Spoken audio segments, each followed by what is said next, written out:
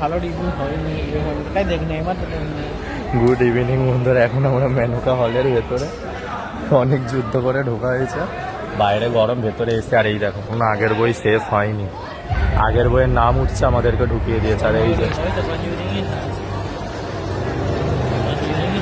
কনজিউরিংই চলছিল,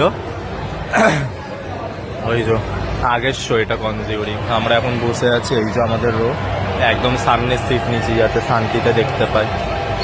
আর এই যে পুরো মেনকা হল, এটা ওপরে ব্যালকনি, আর এটা নিচ।